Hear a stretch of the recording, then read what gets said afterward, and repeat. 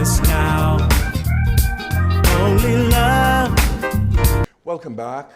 And if you've just joined us, you are watching Moving Forward, a production of the Bay and Grandstand Advancement Association. And on this program this evening, we are discussing Majority Rule. And just before the break, Freddie opened up a topic that we must expand on a little bit. So we're going to give Freddie and Chris the floor. Well, Dr. Moss, it's just a point that I'm trying to make where you know, I've heard some folk calling into some of these talk shows and some of the guests even talking about, why do you really want to stir up that race issue in the Bahamas? We are beyond those years. I say no. We must talk about those histories. We must make people understand why things happened the way they did, because these were the ugly years of our country where racism was rampant in this country.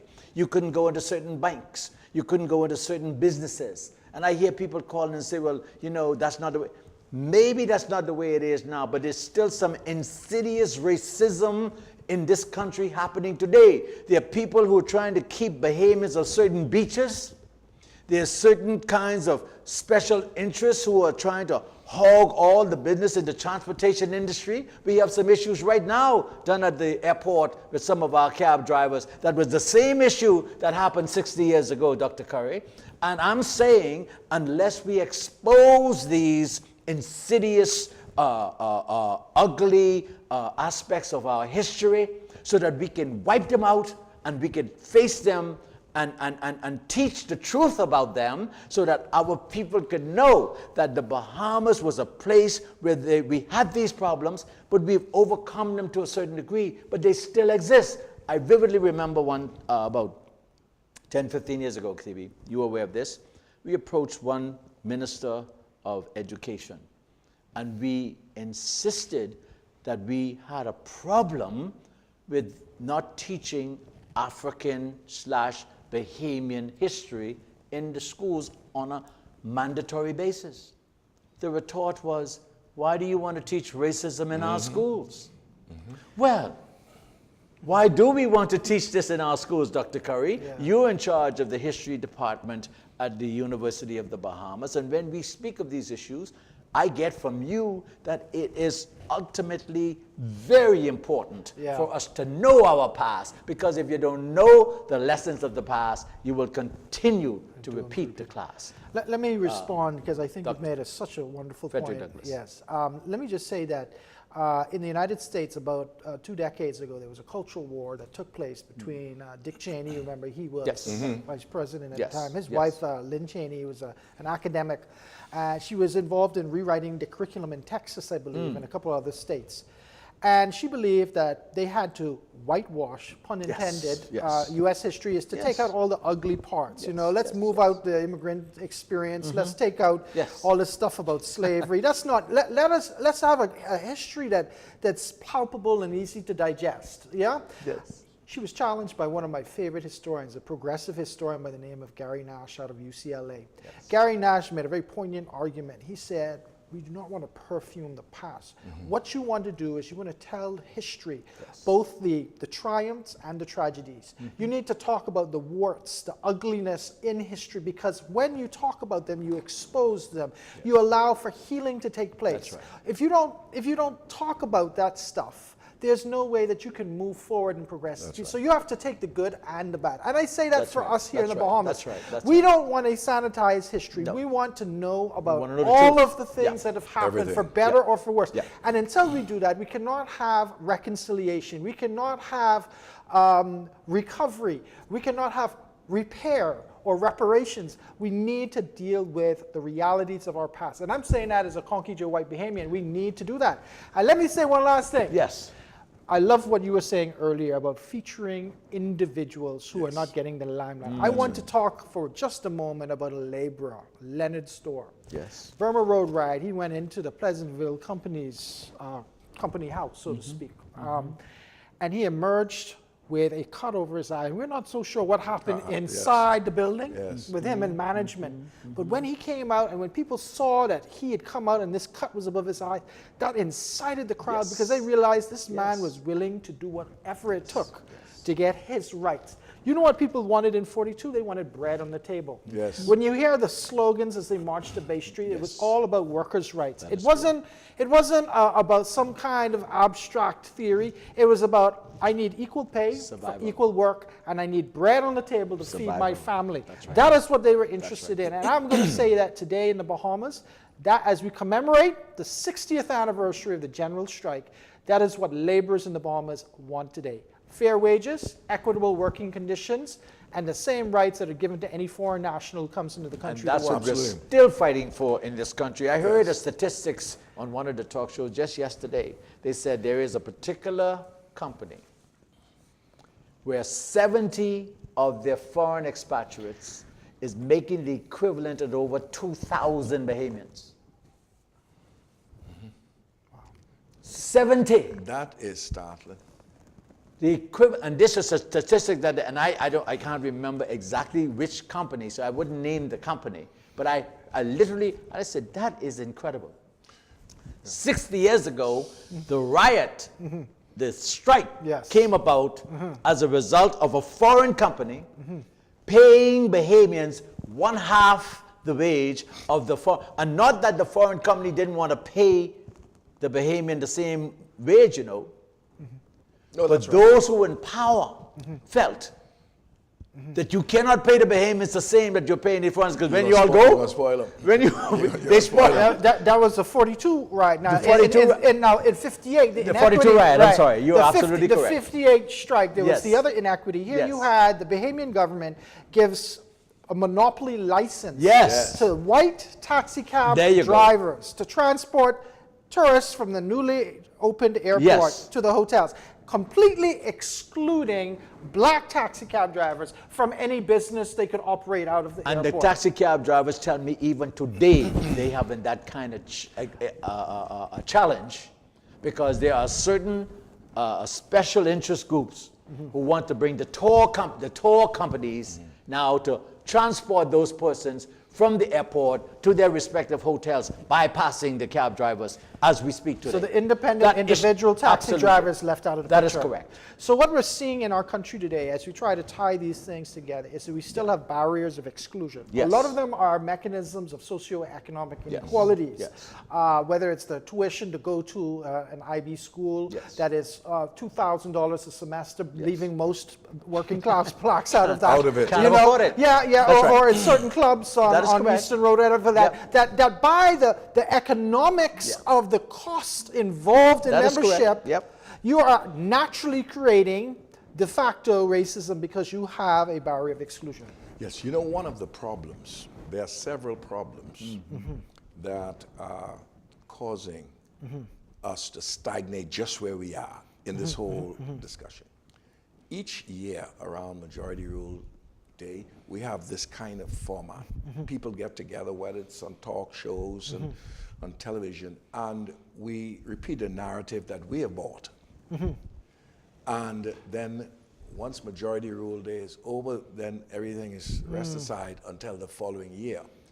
Well, anyone who expects that to continue this time will be disappointed, because we already have plans to continue the discussion, not so much about Majority Rule Day, but to inform the Bahamian people of their history.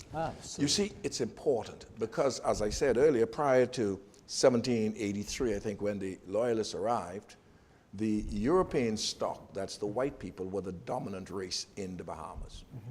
Their slaves basically were a part of their household almost.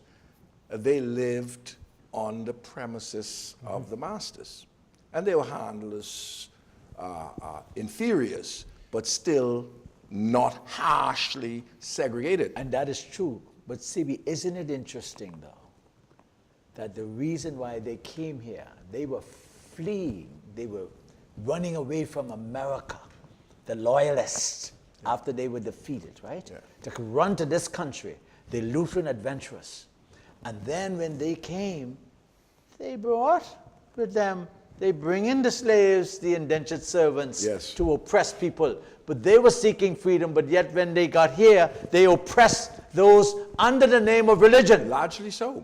But isn't that amazing? Our people need to know that sort of institutionalized slavery did not occur at the beginning of the experience of the white and black people in this country.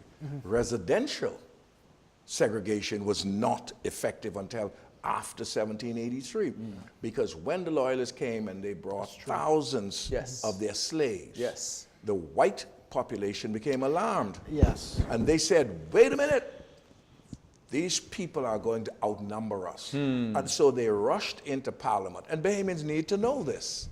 They rushed into Parliament. For the legislation? And they passed legislation. There you go, to and control that was them. the beginning now of residential segregation and institutionalized slavery, because the legislation said that blacks can no longer live within the city of Nassau. They had to live outside the city of Nassau.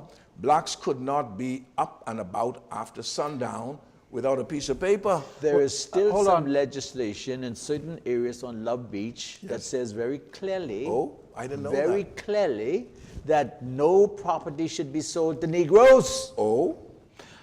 Are you aware of that? I am. There's documentation. I'm also going to say this. I want you to know about. Yes, sir.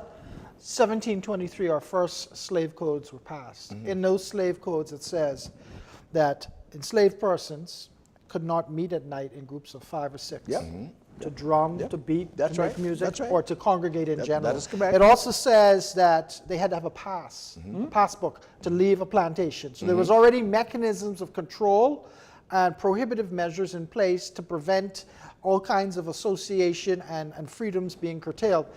Weapons being concealed within the quarters, if found with them, would result in 40-1, flogging, and again, repressive punishment.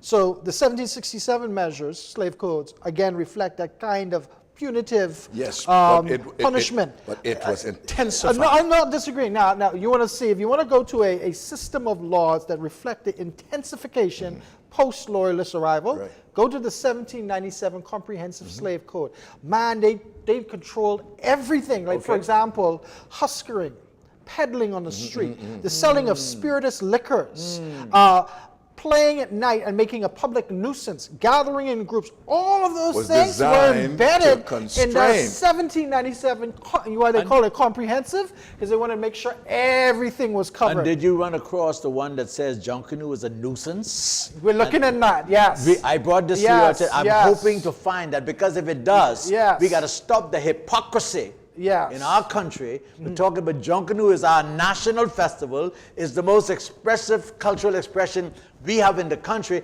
and no government of today have the willingness or the intestinal fortitude to eradicate that if it does exist in our legislation. Freddie and I are working on a piece on drumming. Absolutely. We're going to look into you see, the history we got to of drumming. stop the hypocrisy of our people. It's convenient for you to identify with somebody rushing down Bay Street, but when it comes to really accentuating where that came from West Africa. That came from our African ancestry. As we are wrapping up in a little bit, I just want to make this point. Majority Rule Day is and has been politicized over the years. We're not going to discuss it at this time, but we need to say that.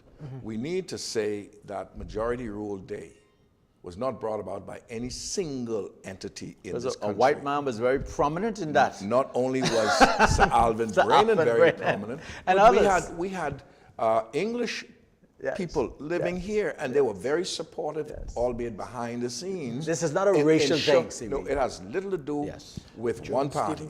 Stevenson. And what we need the white people of this country to understand that this is not a black against white issue. Absolutely. Because whenever justice is done, we should all celebrate. And that is the way they try to galvanize us and to divide us. Oh, it's a racial issue. You're putting the white Bahamians against it. No, it has nothing to do about that. And it's not a political issue either. Rights. It was the rights of the people who Whenever rose up. rights Was no politician.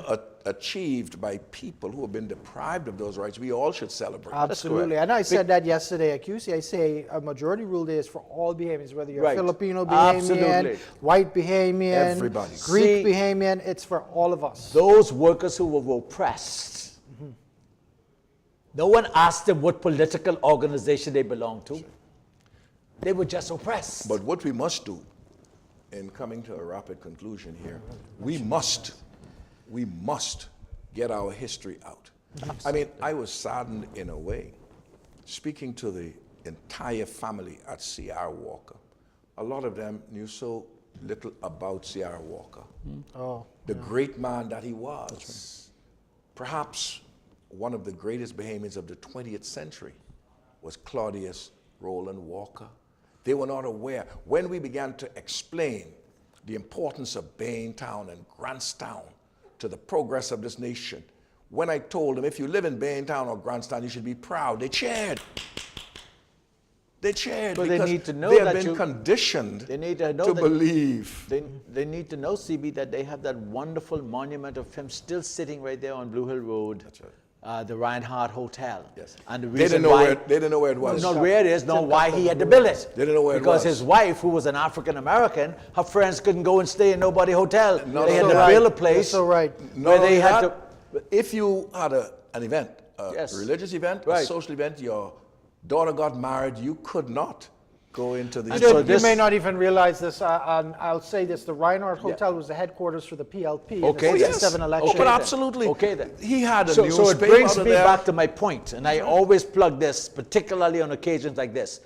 Baintown must be declared as a historical community in this country, and then draw the University of the Bahamas into it and make it a Universityville, where we can then celebrate those monuments so that we could bring back the dignity of that historic You have community. no in this idea what country. you're talking about. Well on That's the way. exactly what I'm talking about. No, And well I'm talking on to the the We chairman are- yeah. of the history department. Well on the way. Huh? You have no That's idea. what has to happen. Well on the way. Well on your way. Well Yes. on, and you could believe that. That has And to happen, we will man. not rest And we until will bring we see that dignity back to that realized. community. Exactly. Where's the Well, belly again, events. of our So historic we want to deal history with and our culture. events, and Chris is Yes, going we to- have 3 events that are entirely non-political, meaning it is not politicized in any way. They're run by the university. We have an opening exhibition event on January 17th. Let me tell you what that. We are going to create in the galley of the Performing Arts Center of the university a living, moving, experiential exhibit. We're going to have sounds, taped speeches. We're going to have pictures, artwork, as well as blown up images from 58. We're going to have portraits. We're going to have news clips from the archives, all of that, and it's going to be in the Galley of the Performing Arts. That's the 17th of January from 10:30 to 12. We have a featured speaker in Glennis Hannah Martin, and we're also going to have school kids bust in. We have already contacted all the schools. We actually have an essay competition associated with that event being run through the Ministry of Education, and our theme is the General Strike, 19 days that changed the Bahamas. Now, our second event is on January 23rd. This time it's in the evening from 6 to 8 p.m. and it's in the Performing Arts Center, and we're calling this Conversation with the Living Legends. We've actually found persons who are still alive, who are around during the period of the General Strike, who could actually talk about their memories and their experiences living through that. And we're going to have Dr. Tracy Thompson, who is an excellent interviewer. She's going to have them up on stage, and she's going to have an informal conversation, the living legends, so they can bring out their stories. And that's going to be on the 23rd. And then the following night, January 24th, we're going to have an event that's going to start at 7 p.m. at Workers' House. We've already booked Workers' House. We're going to have a forum where we're going to have labor leaders, current labor leaders, speaking about the significance of the general strike and the labor movement on the Bahamas. So those are our 3 events. We want the general public to attend, if possible, all 3. But if you can, at least choose one. Well, that's fascinating. But on this Thursday, and we've got to go on Thursday, we are having a lecture, free lecture, at the Bahamas Historical Society on majority rule. Listen, folks, it's at 6 o'clock. Chris, you're going to be there among us, but you must come. You must be there. Bahamas Historical Society, this Thursday, that's day after tomorrow evening at 6 p.m. And so let me thank you, Dr. Curry, for coming. Freddie, you're a regular on this show, so you don't need much Always a formal pleasure, thanks. Reverend Dr. Moss. And we are so grateful, folks, that you've taken a bit of your time this evening to be with us. We trust you enjoyed it. And we say, let's keep this discussion going of our history. Once we know who we are, because What did Marcus Garvey say? Or people who do not know their history and their culture is like a tree without roots. So, folks, good night and God bless you. Only love can save us now.